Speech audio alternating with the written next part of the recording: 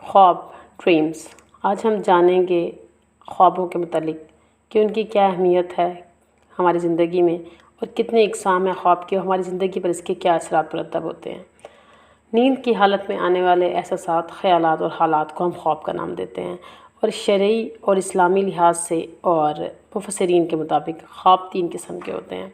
سب سے پہلا dream of imagination, جس کو عربی میں حدیث النفس کہتے ہیں۔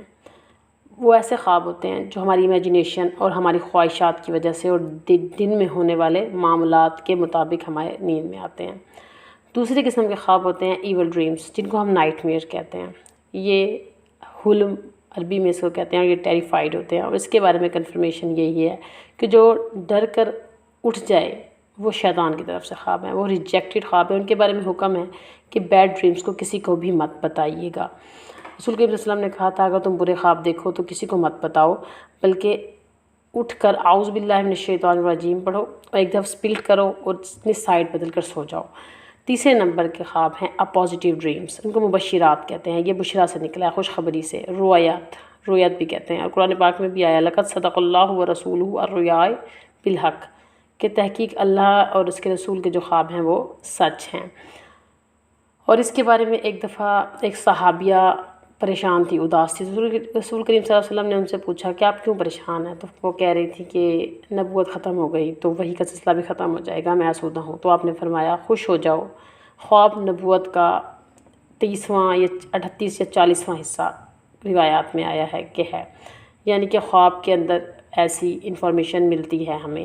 اور ریپیٹیشن آف ڈریم، جو ڈریم بار بار ریپیٹ ہو وہ کسی میسج کے ہمیں ٹرانسفر کرنا چاہتے ہیں۔ ہاں، جہاں تک خواب کا تعلق ہے، 2 قسم کے خواب ہمیشہ سچے ہوتے ہیں، نبی کا خواب اور دوسرا اگر نبی کو خواب میں دیکھے، کیونکہ رسول کریم صلی اللہ علیہ وسلم نے فرمایا تھا کہ مجھے شیطان میری حالت میں نہیں آ سکتا، میری شکل میں کسی صورت میں نہیں آ سکتا۔ رسول کریم صلی اللہ علیہ وسلم آپ کے خواب میں آئے ہیں تو وہ خواب سچا ہے۔ اور خواب کی جو کنڈیشن ہے، اس خواب دیکھنے والا کیسا ہے، اس کی روحانی کیفیت کیا ہے، اور خواب دیکھنے کا وقت کیا ہے، یہ ڈیسائیڈ کرتا ہے خواب کے مزید پہلوؤں کو۔ سب سے پہلے وقت میں جو خواب آتے ہیں نیند کے فوراً بعد، یہ معدے کی وجہ سے ہوتے ہیں۔ سٹمک رول پلے کرتا ہے اس کے اندر، جو ہمارے بخارات کی وجہ سے، اور اس کے بعد جو ہمیں خواب آتے ہیں، یعنی کہ 2-4 گھنٹے کے بعد، وہ لاشعور اس میں رول پلے کرتا ہے۔ ناآسودہ خواہشات جو ہمارے اندر جم چکی ہوتی ہیں وہ ایک خواب کی صورت میں ہمارے اندر آتی ہیں، اور خواب میں خواہشات کو پورا ہوتا دیکھتے ہیں، جس سے ہمیں ریلیف ملتی ہے۔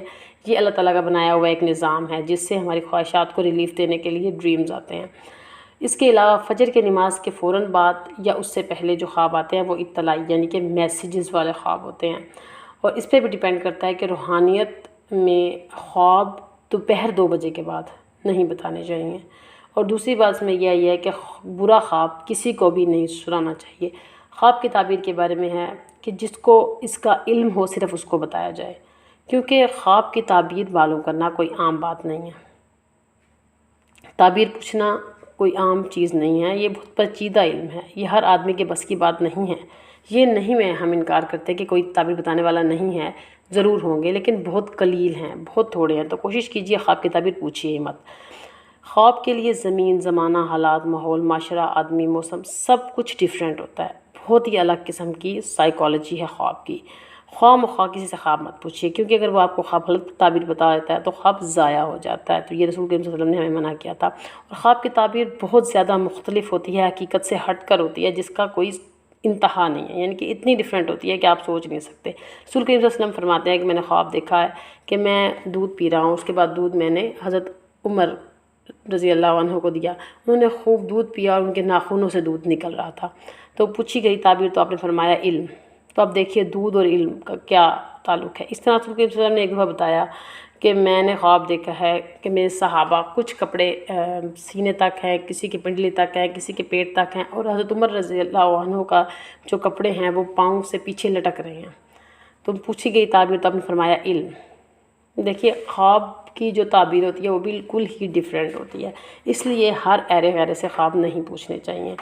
اور برے خواب کیوں آتے ہیں؟ وجہ سے آتے ہیں کہ ہمارے دماغ قدرت کا بہت بڑا شاہکار ہے۔ برین بہت سی کرنٹ کی شکل میں چیزوں کو محفوظ رکھ دیتا ہے۔ ہمارے خدشات، وسوسے، اندیشے ہلوسینیشن کی شکل میں آتے ہیں اور مظلوم طبقہ جو ہے وہ اپنے خدشات کو اپنے خواب میں دیکھتا ہے، اور جو برے خواب اس وقت آنا رک جائیں گے جب ہم اپنے آپ کو سیفٹی زون میں رکھیں گے۔ جب ہم سیف ہو جاتے ہیں تو خواب برے نہیں آتے۔ السلام علیکم ورحمۃ اللہ وبرکاتہ۔